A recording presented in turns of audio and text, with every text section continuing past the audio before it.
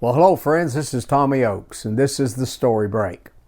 Now at the beginning, I want you to know that the story I'm going to tell you this time is the second installment in a 4-part story. If you've not heard the first installment, you want to go to Knoxville Community Media, look in their archives for a story called The 3 Sillies. And it's about a young man who decided not to marry a young woman.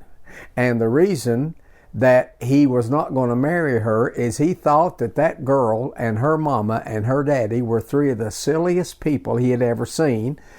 And so he said, unless I can find 3 people that are sillier, I'm just not going to marry this girl. So he left their home, and you'll find out why if you check on that first story. And he went down the road looking to see if he could find some sillier person. Well, he didn't have to go very far, because maybe a mile down the road he heard a noise, and he went up a lane, and when he went up a lane he saw a strange sight. There was a woman there, and she had a little old house with a roof that had grass growing on it. Well, that woman had fixed up a ladder and some boards, and she had tied a rope around the neck of her cow, and she was trying to push and pull and get her cow up on that roof.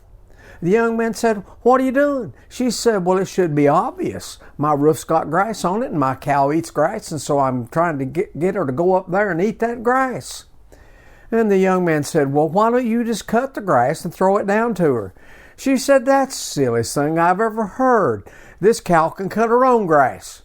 And so what the lady did was she pulled and she tugged and she coaxed and she cussed and she battered and she just worked and worked with that cow, and finally got the cow up on the roof.